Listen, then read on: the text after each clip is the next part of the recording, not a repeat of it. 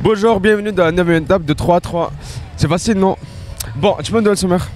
Alors nous avons l'interview du jour avec le régulateur, Aucun ADJ avec Sherazade, les anecdotes de Dédé, les minces cocottes et les images du jour. Place du générique.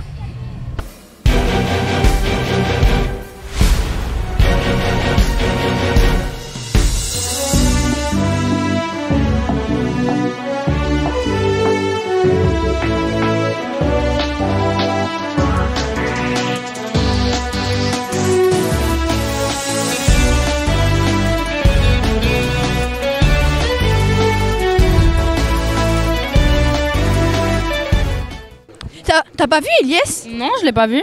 Et toi, t'as pas vu Ilyes? Non. J'ai vraiment besoin d'un régulateur, moi.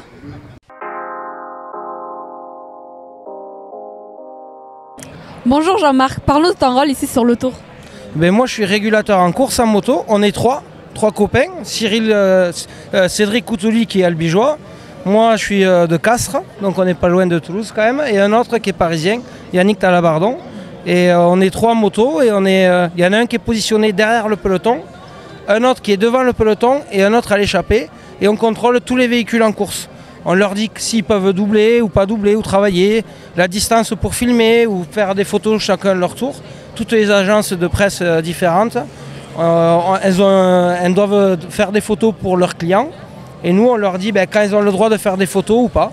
Et après, on contrôle aussi tous les véhicules invités. Voilà. On s'occupe de la sécurité des coureurs. Voilà. Combien êtes-vous de régulateurs? On est trois. Faut-il être un ancien coureur pour faire ce métier? Ah oui, parce qu'en fait, il faut savoir anticiper ce que vont faire les coureurs. S'ils vont accélérer et ralentir. Donc il faut avoir un peu la fibre du cyclisme, quoi. Ouais. Quelles sont les difficultés que tu rencontres tous les jours? C'est de garer, tu sais ce que j'aime le moins, c'est de garer les bus le matin au parking. Ça c'est très ennuyeux, mais bon, faut le faire. Quel est ton meilleur souvenir et le pire en tant que régulateur? Le meilleur, c'est de travailler avec mes potes. Et sur la plus belle course du monde. Alors ça c'est chouette, et pour Christian Prudhomme en plus. Donc tu le connais, il est sympa. Ben voilà, donc ça c'est le meilleur souvenir, c'est de travailler pour un mec sympa avec mes copains. Et le pire souvenir c'est souvent quand on doit intervenir sur les chutes, et surtout quand on voit des copains ou des anciens équipiers se blesser et être là. Ça c'est à chaque fois, ça c'est pas très rigolo, quoi. As-tu plus de travail sur des étapes comme aujourd'hui? Ah, aujourd'hui c'est compliqué, oui. Parce que on a des règles spéciales dans les chemins pour éviter que le plus grand nombre de voitures détériorent les chemins avant que les coureurs arrivent. Donc on fait un peu la police. C'est un peu comme à Paris-Roubaix où en plus de réguler la course, on régule tous les véhicules qui sont loin devant pour les obliger à faire les dérivations que tu as dû voir, qui sont marquées en bleu sur le livre de route. On a mis des dérivations spéciales pour tous les véhicules, pour éviter qu'ils malmènent les chemins avant que les coureurs arrivent. Voilà. Merci beaucoup. Avec plaisir. Mais qu'est-ce que tu fais après Randa? Toi aussi, tu t'y mets à aider Fabrice? Mais moi, j'aide pas Fabrice, j'aide Sherazade.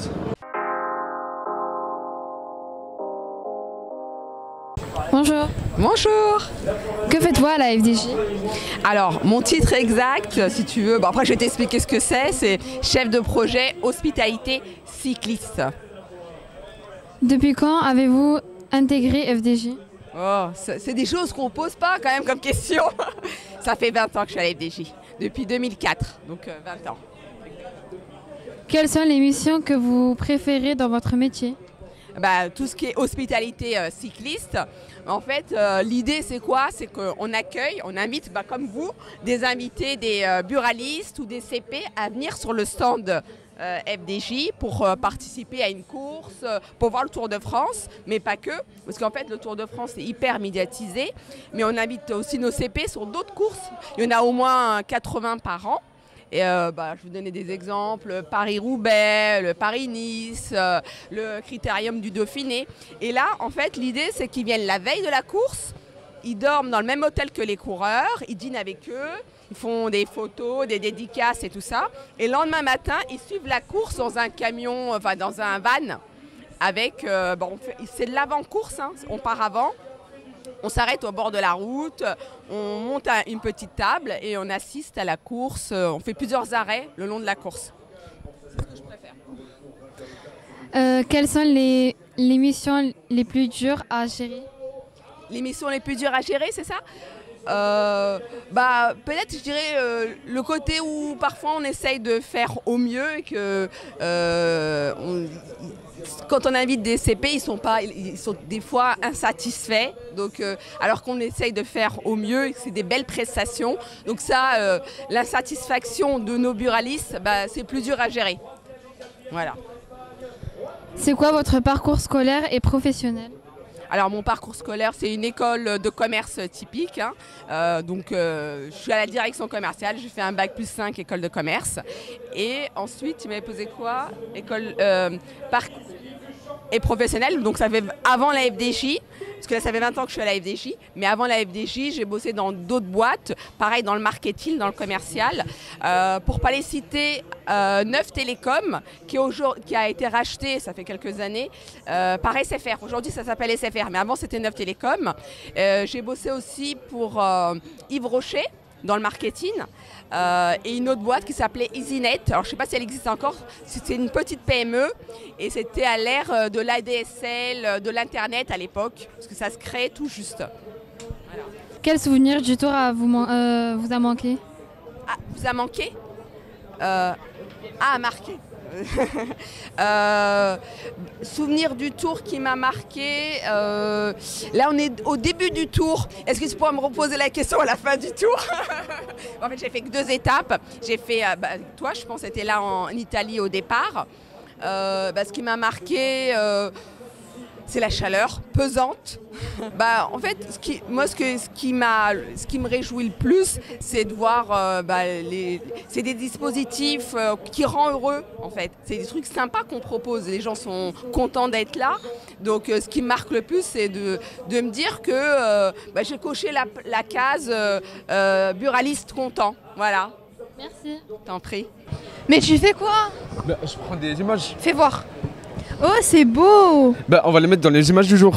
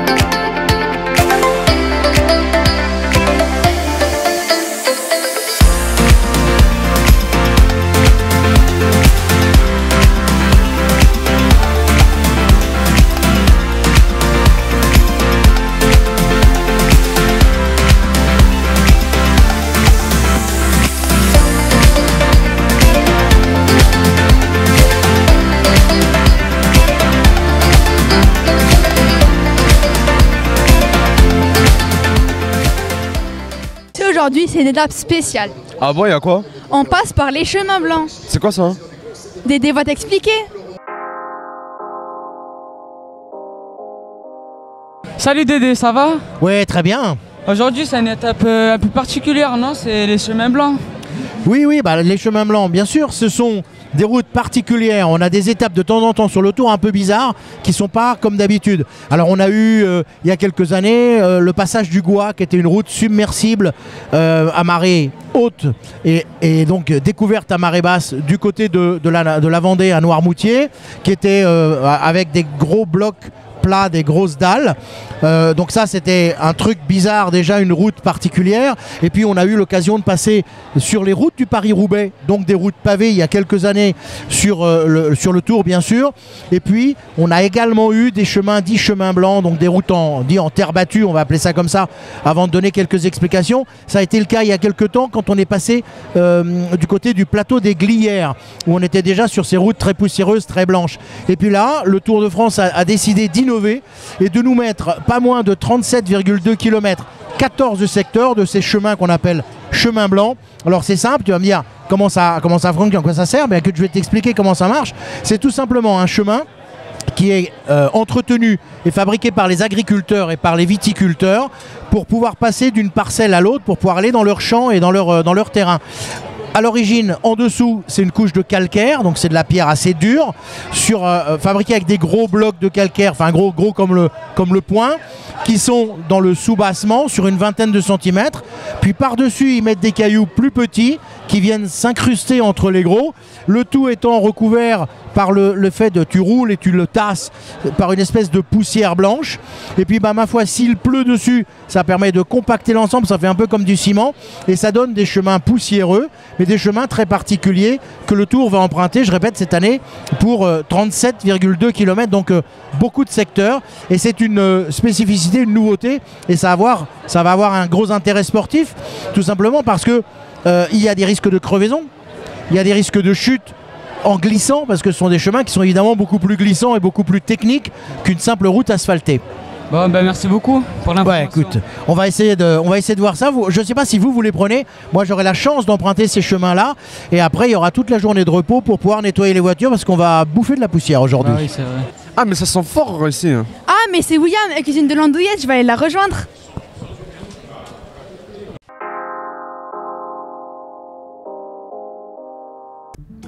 Bonjour. Eh bien, que nous réserves-tu pour aujourd'hui? Un plat très spécial. Comment ça? C'est les fameuses andouillettes au champagne. Comme tu dis, c'est une recette très spéciale. J'ai un conseil à vous donner. Vous le faites parce que ça sent mauvais. Oui, mieux vaut. Les andouillettes de Troyes sont une spécialité de la région de Troyes en France, préparées à partir de tripes de porc assaisonnées et cuites lentement. Elles sont connues pour leur saveur distinctive et sont souvent grillées ou pelées avant d'être servies. On commence par dorer nos andouillettes avec du beurre pendant 10 minutes. Et on les retire seulement quand elles sont bien dorées. Pendant ce temps-là, on épluche et on émince nos deux salades qu'on va faire revenir dans la même poêle que les andouillettes qu'on aura préalablement retirées du feu. Si tu veux avec du champagne, c'est pour faire la bébite du jour. Mais oui! Olé! Mais non, c'est pour l'andouillette. On vient déglacer la poêle avec un verre de champagne en grattant les sucs de cuisson au fond de la poêle. Et on rajoute le reste de champagne et on laisse réduire de moitié. Remettez les andouillettes dans la poêle et laissez mijoter pendant 10 minutes. N'oubliez pas de les retourner de temps en temps pour qu'ils s'imprègnent de la sauce. On incorpore la crème fraîche et la moutarde de Dijon et on mélange bien. Du coup, t'en penses quoi de ma recette spéciale? C'est vraiment bon et bizarrement, ça n'a pas le goût de l'odeur. Ah, je t'avais dit. Et après 3, il y a quoi? Eh bien, 4. Non, 3, la ville, c'est pas l'état de demain. Ah, demain, on se revoit à Orléans. À demain.